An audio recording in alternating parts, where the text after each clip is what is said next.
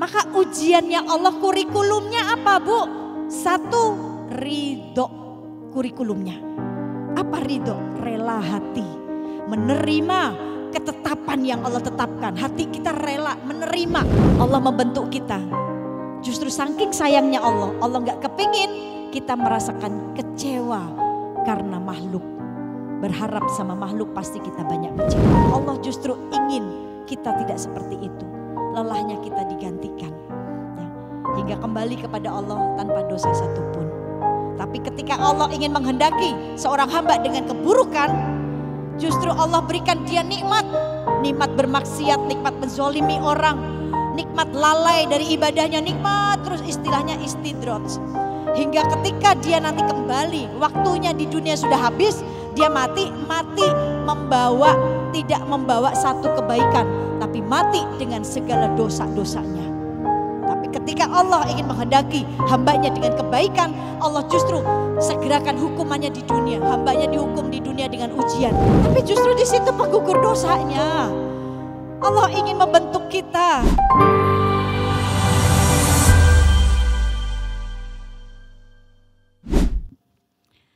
Bismillahirrahmanirrahim. Assalamualaikum warahmatullahi wabarakatuh.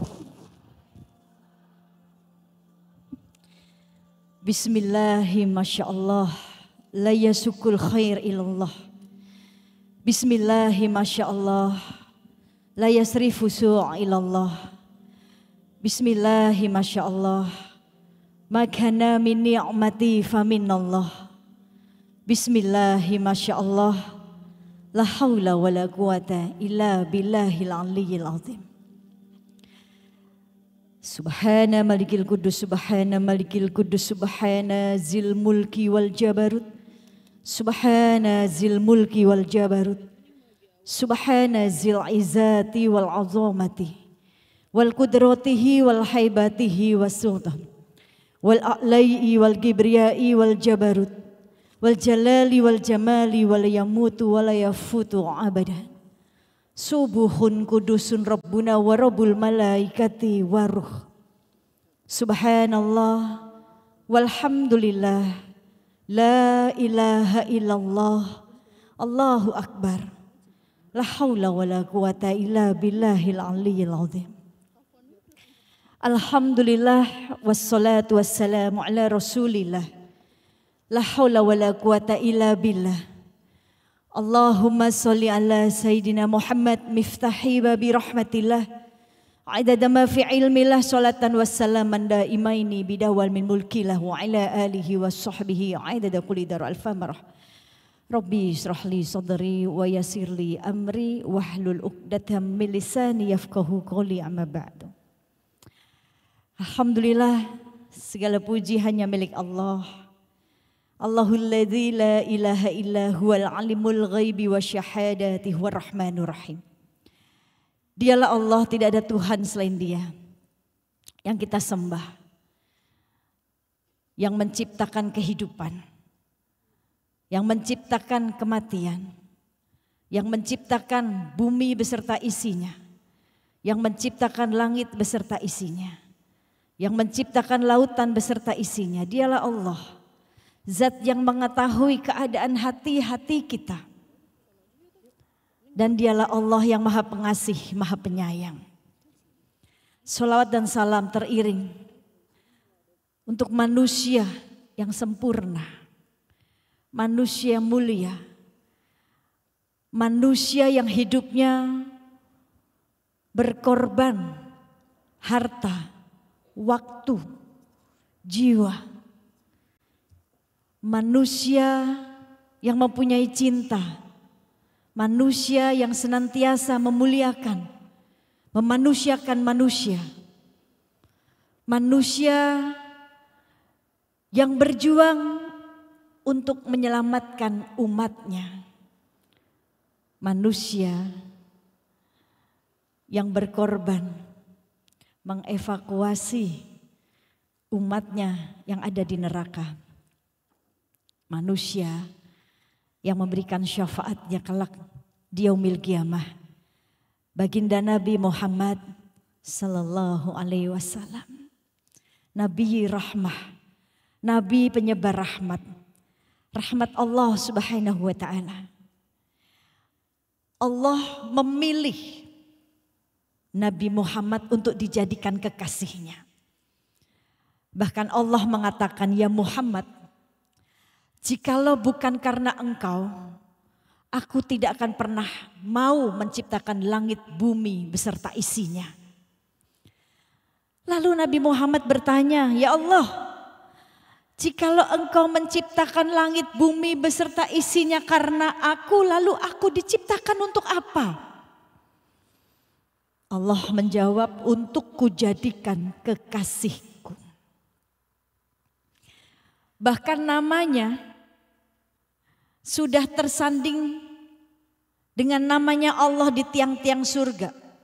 Padahal manusia yang diciptakan pertama adalah Adam. Bukan Muhammad, tapi Adam. Kenapa bukan Adam yang dipilih untuk menjadi kekasihnya? Hingga Adam mengatakan, kekasihmu kelak bernama Muhammad. Bagaimana engkau bisa tahu? Karena namanya sudah tersanding dengan namamu di tiang-tiang surga. La ilaha illallah Muhammadur Rasulullah. Seorang kekasih yang hidupnya penuh dengan penderitaan, kesedihan. Padahal seorang kekasih yang sudah dipinang. Namanya misalkan ketika anak perempuan kita dipinang oleh laki-laki. Laki-laki itu kaya, penguasa. Lalu kita meminta, bahagiakan anak saya. Saya mau engkau belikan rumah untuk anak saya. Dan saya mau tolong bangunkan masjid untuk saya. Ya. Karena berkuasa, kaya raya, permintaannya dikabulkan. Tapi pertanyaannya, apakah seorang kekasih ini yang bernama Muhammad pernah meminta kepada Allah, ya Allah, aku ingin tidur di kasur yang empuk, yang terukir emas. Apakah seorang kekasih ini meminta itu? Coba kita pikirkan. Tidak. Kekasih yang bernama Muhammad ini tidurnya di atas pelepah kurma. Ketika terbangun, ada bekasnya. Apakah seorang kekasih yang bernama Muhammad ini meminta kepada Allah, aku ingin rumah yang besar? Tidak. Beliau rumahnya sederhana yang sekarang menjadi makamnya. Kecil sekali. Tidak seperti rumah kita. Tidak seperti kasur kita. Empuk. Dengan selimutnya. Dengan bantalnya yang empuk terbuat dari bulu angsa mungkin. Apakah seorang kekasih yang bernama Muhammad ini meminta, ya Allah, aku ingin makanan-makanan yang lezat yang engkau turunkan dari surga? Tidak. Beliau bahkan 3 hari pernah tidak makan. Beliau ikat perutnya dengan batu. Ini. Padahal seorang kekasih yang minta apapun pasti dikasih oleh Allah. Tapi beliau tidak pernah melakukan itu karena ingin merasakan bagaimana penderitaan yang dialami oleh umatnya. Yang mungkin di luar sana ada umatnya yang tidak punya rumah. Tinggalnya di bawah kolong. Kita yang di sini, rumah kita ada yang tingkat 2, yang besar. Ada yang masih ngontrak, walaupun ngontrak masih punya tempat tinggal. Besar juga kontrakannya. Beliau ingin merasakan, di saat gak mampu makan, merasakan di luar sana ada umat yang sedang tidak bisa makan. Apalagi sekarang kita sering lihat Allah pertontonkan film yang luar biasa film ini. Film ini yang gak selesai-selesai penderitaan saudara-saudara kita di Palestina. Kita di sini masih bisa makan. Anak-anak di sana tidak bisa. Beliau ingin merasakan hal itu.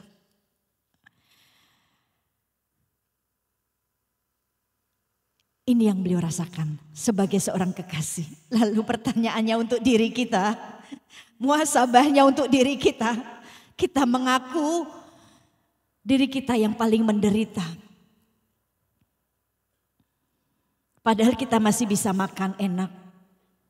Kalau Rasul 3 hari gak makan, kita sehari 3 kali makannya. Ini perbedaannya. Lalu apakah kita masih mengaku diri kita yang paling sempurna? Diri kita yang paling menderita? Tidak. Tapi Nabi Muhammad cinta sama kita. Berjuang untuk kita. Pengen sama-sama dengan kita di surga. Maka kita sebagai umatnya yang dicintai, yang beriman, yang ada iman, ya. Walaupun kita nggak pernah melihat beliau, kenapa beliau bersungguh-sungguh berjuang pengen banget umatnya ini masuk surga semuanya bersama beliau? Karena kita ya, dianggap oleh beliau orang-orang yang mulia dengan keimanan kita. Kenapa bisa begitu? Karena kita terlahir di akhir zaman. Kita tidak hidup dengan baginda Nabi Muhammad.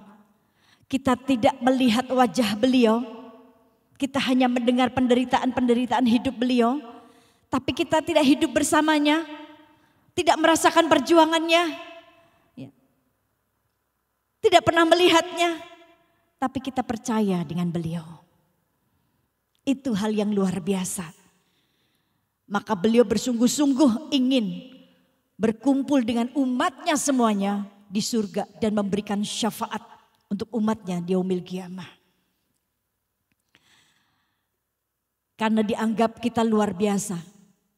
Dulu ketika di zaman beliau, semua orang bisa melihat beliau, hidup di zaman beliau, tapi tidak banyak orang yang percaya dengan beliau. Tapi kenapa?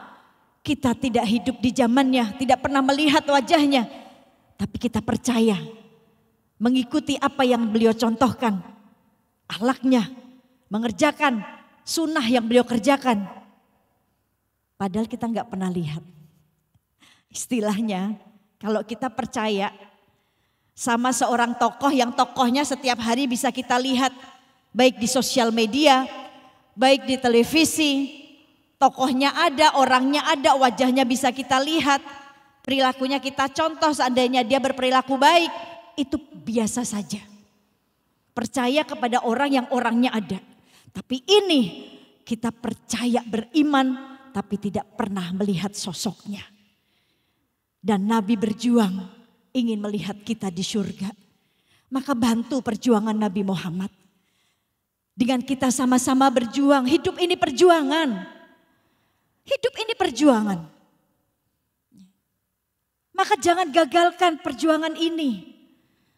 Dunia Allah ciptakan untuk kita manusia. Tempat untuk berjuang. Tapi dunia bukan tempat tinggal selamanya untuk manusia. Dunia akan kita tinggalkan dengan caranya kita ketika kita berada di dunia. Ada orang meninggalkan dunia dengan putus asa. Gak kuat dengan ujiannya, gak kuat dengan permasalahannya, gak kuat dengan beban hidupnya. Dia bunuh diri, putus asa. Padahal ada fase kehidupan setelah kematian. Dia meninggalkan dunia dengan rasa putus asa. Padahal besarnya masalah dia, rahmat Allah dan ampunannya Allah jauh lebih besar. Maka jangan pernah berhenti berjuang. Tetapi ingat, kita manusia. Manusia yang punya batas, punya masa. Masanya ngantuk kita tidur, masanya lapar kita makan, masanya sedih kadang kita menangis, masanya tua berarti kita berhenti dari maksiat karena sudah mendekati kematian kita. Ini dunia. Kita bukan manusia yang sempurna terkecuali kekasihnya baginda Nabi Muhammad Sallallahu Alaihi Wasallam. Di antara kita semuanya sedang berjuang. Apa yang sedang kita perjuangkan? Pasti berjuang untuk meraih surganya Allah. Orang yang di hatinya ada iman pasti ingin masuk surga. Pasti ingin masuk surga. Tapi surga itu diraih tidak dengan senang-senang di dunia, tidak. Surga itu diraih dengan kesusah payahan di dunia, dengan segala ujian-ujiannya. Bagi Allah, Allah bisa saja membuat kita hidupnya senang terus, bahagia selamanya, gak ada kesedihan, gak ada kesusahan. Bagi Allah mampu Allah melakukan itu. Tapi kita tidak akan bisa merasakan bagaimana nikmatnya sebuah pengharapan kepada Allah. Yang tadinya kita banyak kecewa di hati karena berharap sama manusia. Maka ketika turun pertolongan Allah kita baru merasakan nikmatnya sebuah harapan ketika harapan itu kita gantungkan kepada Allah Subhanahu wa taala.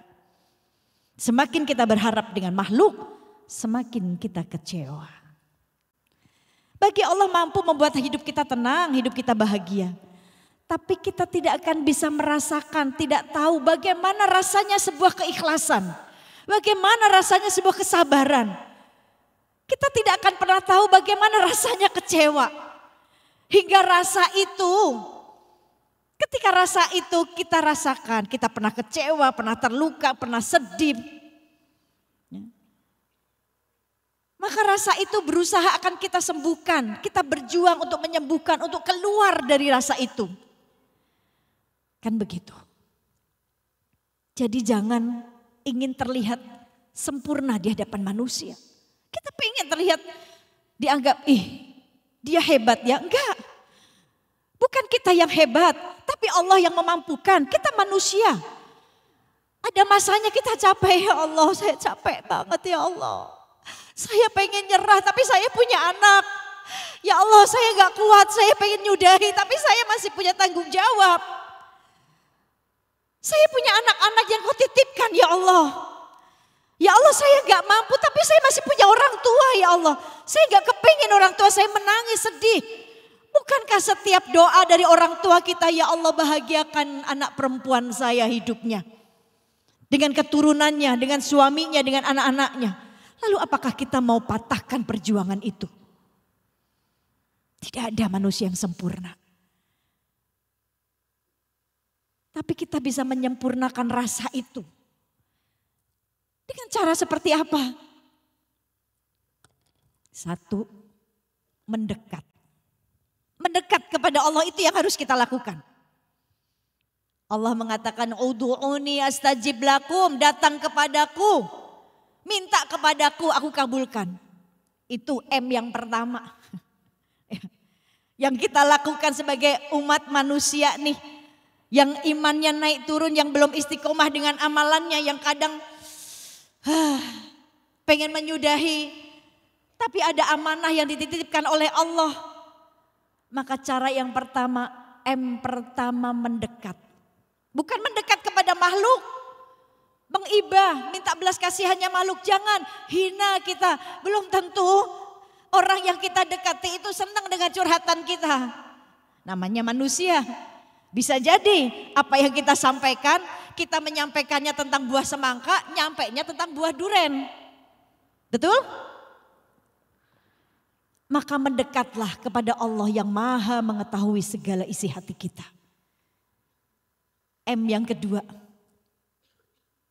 Apa M yang kedua? mengakui segala dosa kita. Mengaku dulu, ya Allah segala ujian ini, mungkin ada amal yang aku tinggalkan yang aku belum bisa istiqomah. Mungkin pernah ada dosa yang aku lakukan baik kepada orang lain, kepada orang tuaku, kepada saudara. Yang aku gak tahu, mungkin aku dulu sewaktu masih menjadi anak, aku menyakiti hati orang tua. Hingga orang tuaku gak ridho, menangis dalam diamnya. Dan menyampaikan ini kepadamu. Gak ada yang tahu, maka mengakui itu jauh lebih baik. Daripada kita sombong, tidak mengakui dosa-dosa kita kepada Allah. Ketika kita mampu mengakui, bermuhasabah, ya, Allah hilangkan beban itu. Allah angkat ketidakridoan itu. Karena ketika Allah ridho, semua jalannya mudah. Apa itu ridho? Kitanya harus ridho juga. Apa ridho? Rela hati menerima ketetapan yang Allah tetapkan dalam diri kita. Itu ridho. Rela hati kita. Kalau kitanya menerima dengan ketetapannya Allah, Allah pun ridho untuk membuka jalannya.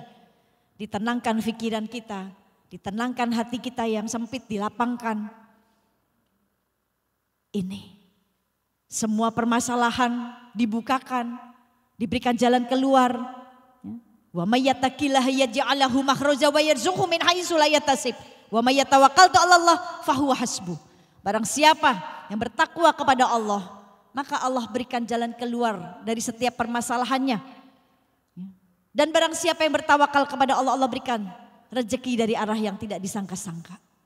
Jalan selamat itu takwa, bukan maksiat. Jalan bahagia itu takwa, bukan maksiat.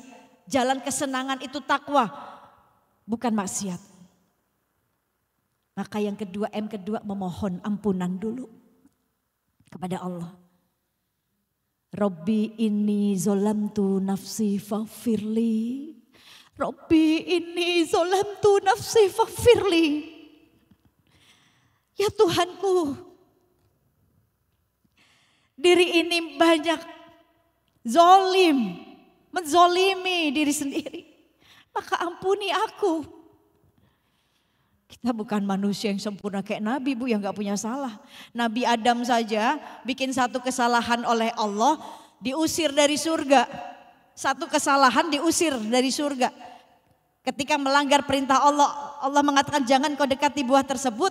Tapi Nabi Adam mendekati dan memakannya. Allah usir dari surga. Nah kita, ya, kita masuk surga belum, tapi kesalahannya udah banyak. Lalu apakah kita tidak mau mengakui kesalahan kita? Nabi Adam terus menerus ketika diusir dari surga, dikeluarkan dari surga, Nabi Adam terus menerus memohon kepada Allah, Rabbana, ya Rabbana, zolamna anfusana, wa ilam taufir lana wa tarhamna lanakunana minal khasirin. Nabi Adam setiap hari membaca itu supaya Allah turunkan ampunannya. Nah kita, padahal Nabi Adam melakukan satu kesalahan saja. Nah kita banyak sekali kesalahannya. Tapi kenapa kita malu untuk mengakui dosa-dosa di masa lalu kita. Bahwa kita ini hamba yang sangat teramat sangat zolim. Maka M yang kedua, memohon ampun. Mendekati, ya, memohon ampun, mengakui dosa. Yang M yang ketiga, mengakui bahwa Allah satu-satunya yang menolong kita. Hasbunallah wa ni'mal wakil, ni'mal maula wa ni'man nasir. Ini. Dan M yang ketiga, yang keempat, menyerahkan kepada Allah, tapi tidak menyerah, berserah tanpa menyerah, menyerahkan dengan tawakalnya kita. Wa tawakkaltu 'ala Allah, bertawakal kepada Allah. Orang yang tawakal kepada Allah, Bu, dia tidak akan memperdulikan posisi dia, keadaan diri dia di hadapan makhluk. Mau dalam pandangannya makhluk dia hina kayak dengan masa lalunya. Mau dalam pandangan makhluk dia bukan yang baik kayak. Asalkan dalam pandangan Allah dia baik-baik saja. Ini orang yang tawakal. Dia tidak akan risau dengan pandangannya makhluk karena dia cari perhatiannya ke Allah. Bukan caper ke makhluk, bukan. Bukan ingin tampil sempurna di hadapan makhluk. Padahal hatinya rapuh. Raga kuat terlihat sempurna di hadapan makhluk. Tapi hati rapuh. Hati menyimpan benci, kecewa, dendam. Ini. Orang yang tawakal yang kedua. Dia tidak akan risau dengan dunia yang hilang dalam dirinya. Asal agamanya selamat di hadapan Allah. Dia tidak risau dengan dunia yang hilang dalam dirinya. Sesuatu yang belum ditakdirkan untuk kita gak akan sampai kepada kita. Tapi ketika Allah mengatakan kun fayakun, udah ditakdirkan kepada kita, itu akan sampai kepada kita tanpa kita mengejar. Ini. Jadi yakinlah, kejar saja yang punya surga, yang punya dunia. Ketika Allah uji kita, Bu, ketika kita merasa terbebani, padahal sejatinya Allah sedang kuatkan kita. Mampu Allah membuat kita kuat, karena Allah tidak pernah salah meletakkan beban di pundaknya kita. Ibu-ibu yang soleha. Di Al-Quran itu 1400 tahun yang lalu Al-Quran itu sudah mendiagnosis penyakit-penyakitnya manusia. Sebelum ada ilmu psikologi. Tapi 1400 tahun yang lalu Allah sudah berbicara tentang penyakit-penyakitnya manusia. Rasa cemasnya, rasa sedihnya, rasa takutnya. Jadi bukan cuma kita saja yang menderita. Tapi para nabi di dalam Al-Quran ya, semua pernah merasakannya. Pernah dirasakan oleh orang-orang terdahulu, para nabi. Ya. Jadi yang pertama Al-Quran berbicara tentang rasa takut. Rasa cemas. Itu dialami oleh Nabi Musa. Di surat Toha. Bagaimana Nabi Musa takut, Nabi Musa cemas ketika Fir'aun ingin membunuhnya. Itu. Pernah enggak, Bu, kita cemas karena nyawa kita terancam. Cemasnya kita enggak sampai segitu, Bu. Betul enggak? Rasa takut kita enggak sampai seperti itu. Kita akan dibunuh oleh suami sendiri, enggak. Suami bukan seperti Fir'aun ya, Bu ya. Siti Asyah yang suaminya Fir'aun saja dia tawakal kepada Allah tetap beriman. Nah suami ibu-ibu enggak seperti Fir'aun. Ya. Siti Asyah pernah cemas tapi beriman, tetap beriman kepada Allah, enggak putus asa. Maka di Al-Quran 1400 tahun yang lalu sudah mendiagnosis penyakit-penyakitnya manusia. Rasa cemas, rasa takut, rasa kehilangan. Ya, yang pertama bagaimana Nabi Musa, rasa takutnya, rasa cemasnya Nabi Musa di surat Toha. Nabi Musa takut ketika Fir'aun mau membunuhnya. Maka Allah mengatakan di situ, jangan takut, aku bersamamu. Hingga diturunkan pertolongan Allah. Nabi Musa selamat dari kejaran Fir'aun. Yang kedua, ini saya ambil beberapa saja, banyak sekali. Yang kedua, di surat Al-Mujadalah. Ada seorang wanita bernama Kaula. Kaula binti Salabah kalau saya nggak salah. Kaula ini pernah mendatangi Rasulullah dengan hati yang hancur. Menangis, hatinya hancur. Dia mengatakan kepada Rasulullah, suamiku mengatakan, engkau tidak lebih baik engkau seperti punggung ibuku. Betapa hancurnya hati Kaula saat itu. Ketika kalimat yang kejam ya, keluar dari lisan suaminya yang dia cintai. Suaminya mengatakan engkau seperti punggung ibuku. Itu kalimat perkataan zihar. Perkataan yang sangat kejam dan itu tradisi Arab zaman dahulu. Ya. Jadi 1400 tahun yang lalu Ini tuh sudah ada Bu, bukan kita doang yang menderita. Mungkin di kalangan kita sebagian atau di luar sana para perempuan yang pernah merasakan bagaimana disakiti suaminya dengan lisannya, ya, atau dengan fisiknya. Allah tahu, Allah mendengar rasa sakit yang dialami oleh kaula. Ya. Hingga diturunkanlah surat Al-Mujadalah untuk kaula bahwa wanita kaula punya hak untuk mengajukan talak untuk suaminya. Itu ada Bu, diatur. Berarti kan jelas di sini Allah tuh mendengar. Allah tahu rasa sakitnya kita. Jikalau kita pernah mengalami rasa kecewa, rasa sakit, Allah akan sembuhkan. Lalu yang ketiga, Al-Quran berbicara tentang bagaimana sebuah kesedihan, rasa sedih, duka yang dialami oleh Nabi Yakub alaihissalam. Kesedihan yang terus menerus dialami, menangis hingga matanya buta. Ketika terjatuh, ketika mendengar dia kehilangan putranya yaitu Yusuf. Ketika dibuang oleh saudara-saudaranya, saudara-saudaranya mengatakan Yusuf sudah dimakan ya, oleh binatang buas. Betapa Nabi Yakub saat itu menangis terus sedih hingga mengalami kebutaan. Bahkan Nabi Yusuf pun ketika dibuang oleh saudaranya di sumur, ya,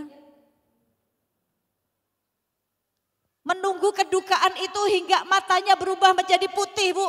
Terus menangis, menahan dukanya hingga Allah berikan pertolongannya. Nabi Yakub sembuh dari kebutaan. Ya. Nabi Yusuf selamat. Ya. Keluar dari sumur diselamatkan oleh Allah. Ini. Lalu kita juga hamba Allah. Tapi penderitaan-penderitaan kita gak seperti yang dialami oleh para nabi. Kita capek, Allah tahu Bu.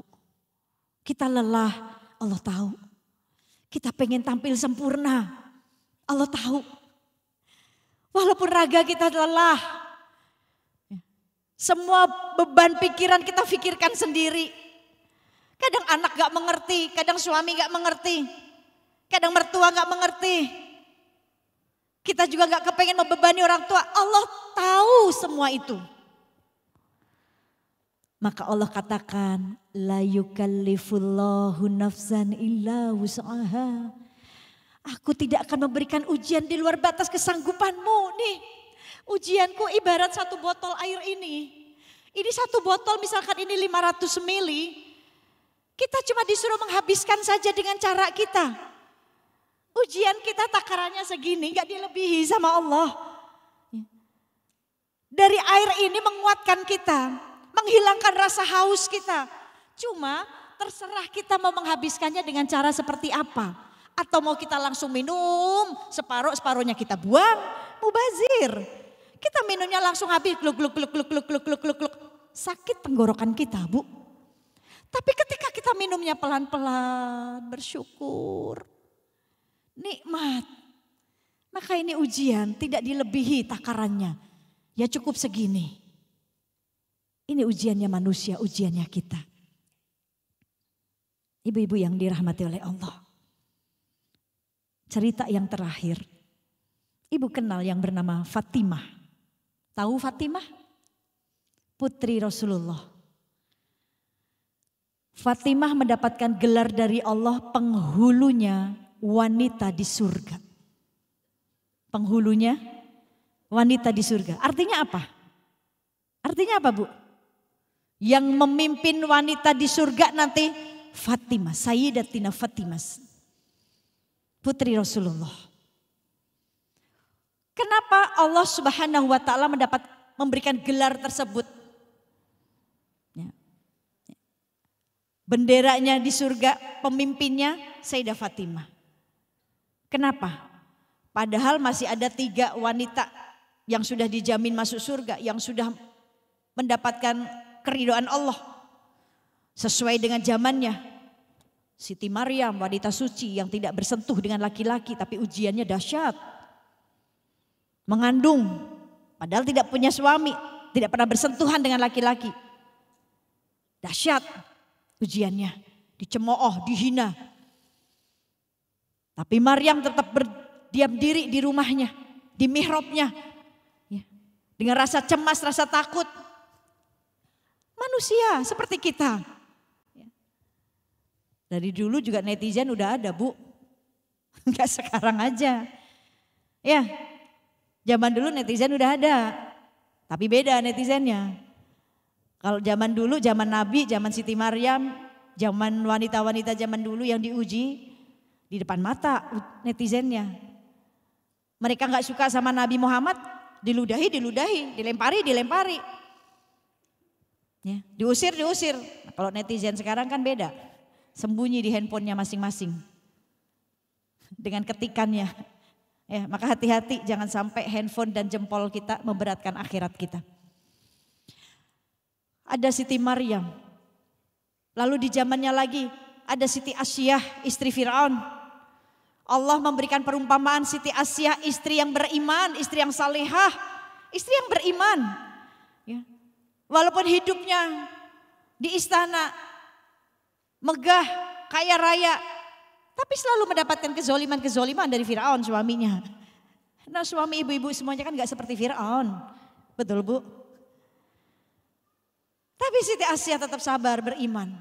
Hingga doanya diabadikan oleh Allah di surat At-Tahrim ayat 11 itu doanya Siti Asyah. Doanya Siti Asyah diabadikan di surat At-Tahrim ayat 11.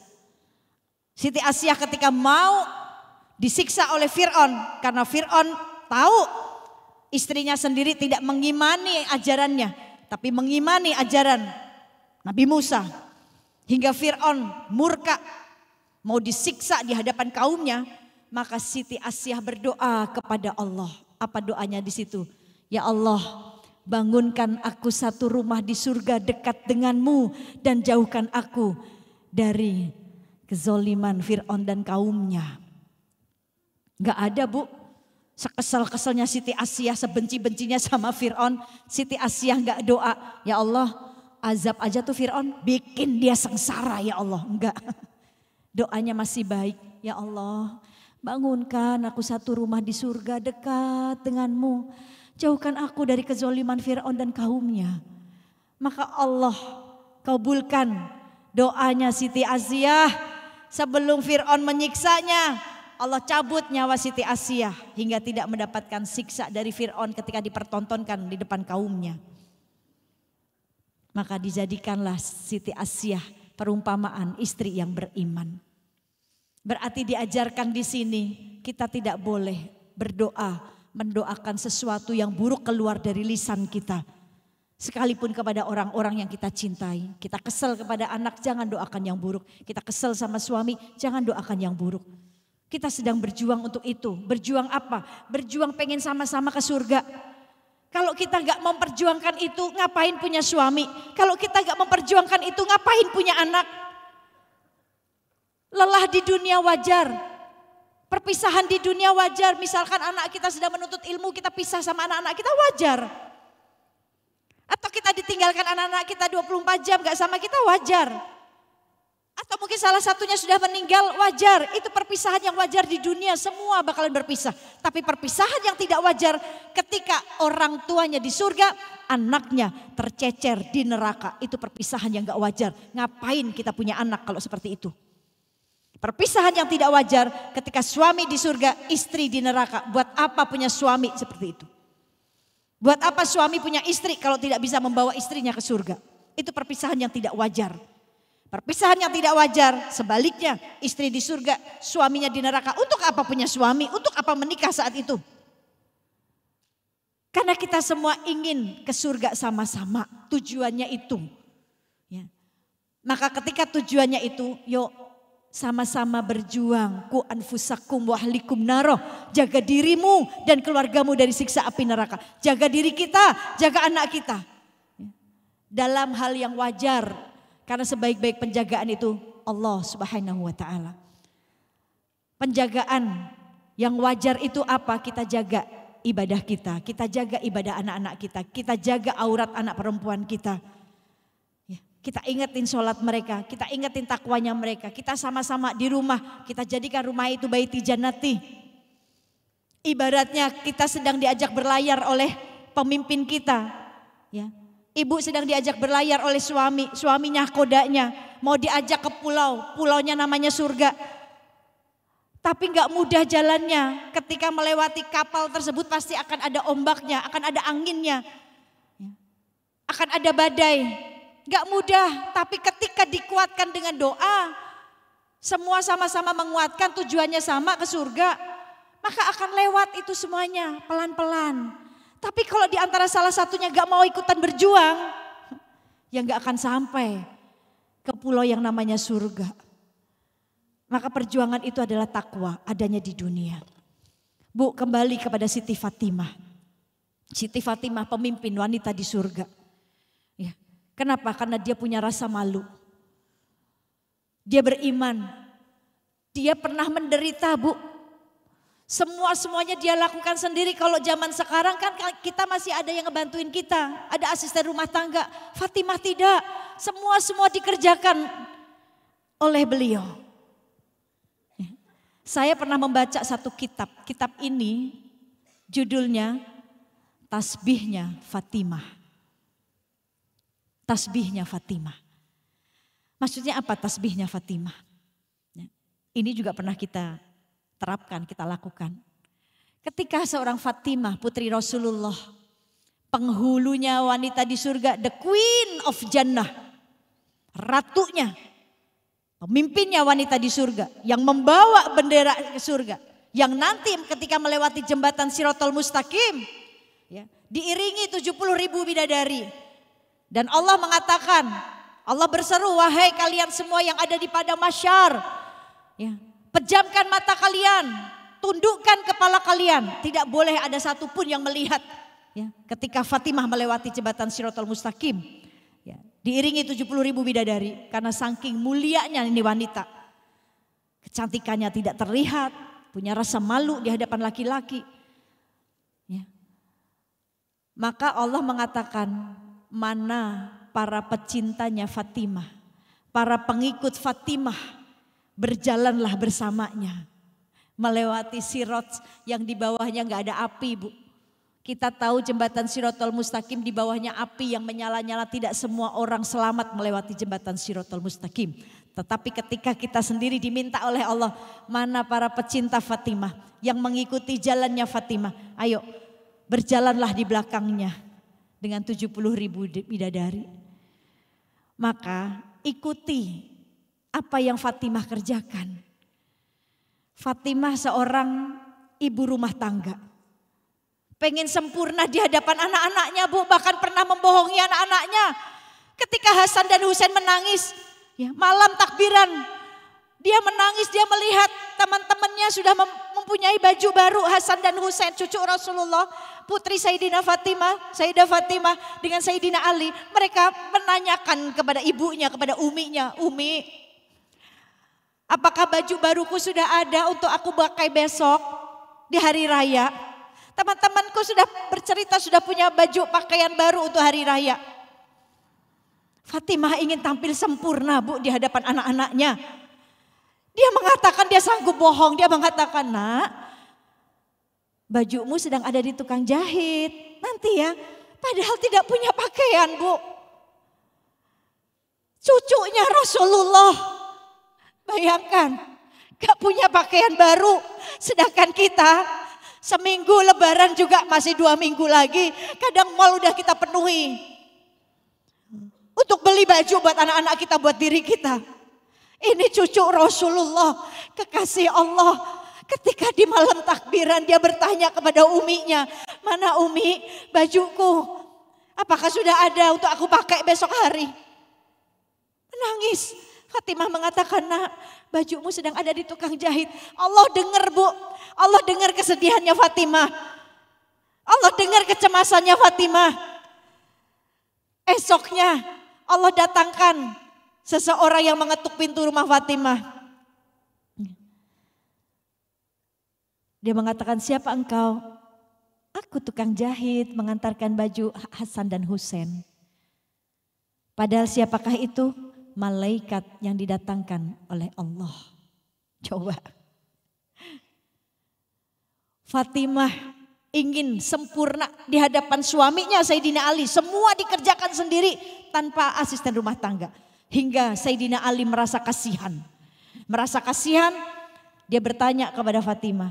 Dia mengatakan kepada Fatimah, wahai istriku, aku mendengar ayahmu membebaskan para budak. Budak itu pembantu, Bu.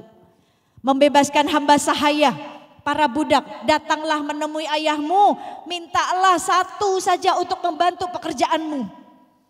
Supaya hilang lelahmu. Maka Fatimah istri yang taat, dia ikuti apa kata suaminya.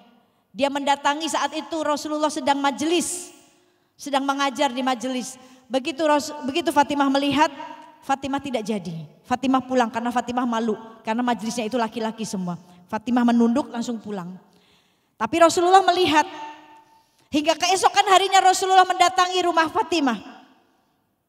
Fatimah, putriku, ada apa? Kemarin engkau mendatangiku. Tidak ayahku, tidak apa-apa. Tidak berani mengungkapkan, malu. Padahal seorang putri yang harusnya bisa mengungkapkan itu kepada ayahnya. Hingga akhirnya Sayyidina Ali, suami Fatimah, menantu Rasulullah yang mengatakan, ya Rasulullah, aku teramat kasihan dengan Fatimah. Semua dikerjakan sendiri. Dia menggulung gandum sendiri untuk membuatkan roti untukku dan untuk Hasan dan Husain. Bu, kalau sekarang kita mau makan roti tinggal beli. Fatimah mau membuat roti dari biji gandum dihancurkan dulu, Bu. Lalu dihaluskan gandumnya. Hingga jadi roti. Kita mau makan roti udah enak ya Bu ya, tinggal beli aja. Dan itu dilakukan hingga tangannya tuh kapalan. Kasar. Bahkan dia mengambil air sendiri di sumur menimba. Dadanya berbekas. Semua dia lakukan. Makanya aku mendengar engkau membebaskan budak ya Rasulullah. Bolehkah aku meminta satu untuk membantu pekerjaan Fatimah? Namanya seorang ayah pasti apapun kemauan anak dikabulkan. Tapi Rasul tidak mengajarkan hal itu kepada Fatimah putrinya. Rasul katakan, ya Fatimah putriku, aku akan memberikan yang jauh lebih baik dari seorang budak. Apa itu? Sebelum engkau tidur, bertasbihlah. Ucapkan subhanallah, subhanallah, subhanallah 33 kali. Ya Bu ya, alhamdulillah, alhamdulillah, alhamdulillah, Allahu Akbar, Allahu Akbar. Dan sempurnakanlah dengan la ilaha illallah. Wahdahu la syarikalah. Lahul mulku wa lahul hamdu yuhyi wa yumit wa huwa ala kulli syai'in qadir. Maka itu jauh lebih baik bagimu. Surga untukmu, semua lelahmu tercatat di hadapan Allah menjadi surgamu. Ibu-ibu, saudaraku semua yang dirahmati Allah. Ujian membentuk diri kita agar kita mempunyai sifat ridho. Ujian itu ungkapan cintanya Allah, Bu.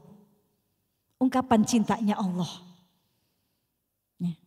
Kalau ungkapan cintanya suami atau kekasih atau pasangan beda. Dia kalau ngungkapin cinta, ibu diajak nonton, diajak makan, seneng ngungkapin cintanya. Atau bangun tidur, ibu buka mata tiba-tiba suami ngasih bunga, itu ungkapan cintanya. Tapi ungkapan cintanya Allah dengan ujian yang membuat kita lelah, capek, pengen nyerah. Tetapi itu semua adalah kebaikan. Di dalam hadis Bukhari Muslim, ya, baginda Nabi katakan, Allah jika ingin menghendaki hambanya dalam kebaikan, Allah segerakan hukumannya di dunia dengan ujian. Bukan berarti Allah jahat ya Bu. Allah jika ingin menghendaki hambanya dalam kebaikan, Allah segerakan hukumannya dengan ujian. Agar nanti ketika dia kembali kepadaku, dia tidak membawa dosa satupun. Karena ujian adalah penggugur dosa. Lelahnya kita digugurkan dosa kita. Asal kita ridho. Karena kurikulumnya ujian dari Allah. Kan kalau kita sekolah kita ada ujian. Pelajarannya ada matematika, ada IPA ya Bu ya. Ada biologi, ada bahasa Indonesia, ada agama. Yang harus kita isi. Hingga kita naik kelas kalau rapotnya bagus. Maka ujiannya Allah kurikulumnya apa Bu? Satu, ridho kurikulumnya. Apa ridho? Rela hati. Menerima ketetapan yang Allah tetapkan. Hati kita rela menerima. Kalau kita menerima Bu, Allah pun ridho, Allah mudahkan. Oh, hambaku ridho terhadapku. Terhadap apa yang aku tetapkan. Nih, walaupun ketetapan Allah, ya Allah, kok gini banget sih ujiannya ya Allah, saya gak kuat. Kan saya maunya gak begini ya Allah. Saya maunya kan masih ada suami ya Allah. Kenapa kok ambil suami saya ya Allah. Ya Allah kenapa seperti ini ujiannya. Kan saya maunya punya rumah ya Allah. Kenapa kok ambil juga rumah saya ya Allah. Tapi kata Allah itu yang terbaik untukmu. Supaya apa Bu? Supaya di hati ini dunia gak terlalu kita masukkan ke hati. Karena kalau kehilangan kita akan sakit hati. Allah membentuk kita. Justru saking sayangnya Allah. Allah gak kepingin kita merasakan kecewa karena makhluk. Berharap sama makhluk pasti kita banyak kecewanya. Terlalu berharap akan dunia pasti kita banyak kehilangan, banyak kecewanya. Allah justru ingin kita tidak seperti itu. Lelahnya kita digantikan. Ya. Hingga kembali kepada Allah tanpa dosa satupun. Tapi ketika Allah ingin menghendaki seorang hamba dengan keburukan, justru Allah berikan dia nikmat. Nikmat bermaksiat, nikmat menzolimi orang. Nikmat lalai dari ibadahnya, nikmat terus istilahnya istidraj. Hingga ketika dia nanti kembali, waktunya di dunia sudah habis, dia mati membawa, tidak membawa satu kebaikan. Tapi mati dengan segala dosa-dosanya. Tapi ketika Allah ingin menghendaki hambanya dengan kebaikan, Allah justru segerakan hukumannya di dunia. Hambanya dihukum di dunia dengan ujian. Karena ujian pasti melelahkan. Ujian pasti bikin kita capek, kecewa, lelah. Tapi justru di situ penggugur dosanya. Allah ingin membentuk kita. Ketika sebuah besi dibentuk jadi pisau, gak langsung jadi pisau. Ditempa, diasah, dibakar, dipanasin. Sampai jadi pisau yang bermanfaat. Maka begitu juga ketika kita manusia, hati kita ditempa dengan ujian, lelah, capek, nangis, kadang kita sendirian, merasa sendiri. Tapi Allah katakan, la tahzan, hambaku jangan sedih, innallaha ma'ana, aku selalu bersamamu. Walaupun orang lain gak bersamamu, suamimu gak bersamamu, anak-anakmu gak bersamamu, tapi aku bersamamu, kata Allah. Itu, maka kurikulumnya yang pertama, belajar. Pelajarannya ridho. Pelajaran yang kedua, ya, pelajarannya tawakal. Kalau udah ridho, ya Allah terima kasih. Terima kasih dengan ujian ini. Kalau aku nggak engkau uji, aku nggak akan tahu nikmatnya dekat denganmu. Kalau aku nggak engkau uji, aku nggak tahu berjuang. Bahwa oh diriku ternyata kuat, diriku ternyata sanggup karena engkau yang menyanggupkan, engkau yang menguatkan. Terima kasih ya Allah. Bu, turun pertolongan Allah. Pertolongan Allah itu turun ketika kita tidak mengeluh. Tetapi ketika kita ridho, pertolongan Allah akan turun. Ya. Pelajaran yang kedua, tawakal. Wa may yattaqillah yaj'alhu mahraja wa yarzuqhu min haitsu la yahtasib. Wa may yatawakkaltu 'alallah fahuwa hasbuh. Yang bertawakal kepada Allah, Allah berikan rezeki dari arah yang tidak disangka-sangka. Rezeki bukan hanya materi, Bu. Ibu mendapatkan kemudahan-kemudahan dalam hidup. Tenang pikiran, hati lapang, hati tenang, tidur nyenyak. Itu rezeki. Bisa duduk seperti ini rezeki. Duduk dengan orang-orang soleh rezeki. Ibu dijauhkan dari orang-orang yang zolim. Ibu dijauhkan dari orang-orang yang masih senang gibah. Itu rezeki. Jadi rezeki bukan hanya materi saja. Ini. maka tawakal. Pelajaran ketiganya adalah sabar. Jangan batasi sabar kita. Kan sabar ada batasnya, Umi. Berarti kita belum sabar. Sabar gak ada batasnya. Karena pahalanya di surat Az-Zumar ayat 10. Pahalanya diberikan Allah tanpa batas. Allah berikan pahala sabar tanpa batas. Untuk orang-orang yang mau bersabar dengan ujiannya. Bahkan kenapa kita harus sabar? Karena pasti akan ada kabar gembira dari Allah. Apa kabar gembiranya? Lihat di surat Al-Baqarah Allah katakan walanabluwannakum bisyai'in minal khaufi wal ju' wa naqsim minal amwali wal anfusi was samarati wa basyiri sabirin. Wa basyiri sabirin kata Allah, dan sampaikan kabar gembira ini untuk orang-orang yang sabar tuh kata Allah. Walaupun di atasnya ayatnya aku uji engkau dengan ketakutan, dengan kehilangan ya, harta, benda, buah-buahan, makhluk, jiwa. Tapi Allah semangati kita. Wa basyiri sabirin hambaku. Tunggu, sabar, sampaikan nih ada kabar gembira bagi orang-orang yang sabar. Kalau kita sabar ada kabar gembira. Apa kabar gembiranya? Ya. Al-Baqarah 156, 157. Apa isinya di situ? Ulaika alaihim sholawatu mir rabbihim wa rahmah wa ulaika humul muftadun. Mereka orang-orang yang diberikan ujian musibah. Ada petunjuk Allah, ada rahmat Allah. Allah ampuni dosanya. Ini kabar gembira. Hingga kita nanti pulang kepada Allah, lulus dengan ujiannya, membawa kebaikan tanpa dosa satupun. Ini yang dimauin Allah. Maka yuk berjuang. Sabar.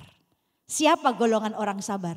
Alladzina idza asabathum musibah qalu inna lillahi wa inna ilaihi rajiun. Apapun ujiannya, ya, kita katakan semua datang dan kembali kepada Allah. Itu jawabannya. Pelajaran yang selanjutnya, yang terakhir, apa Bu? Ikhlas. Ikhlas. Ikhlas ini seperti air yang kita tuang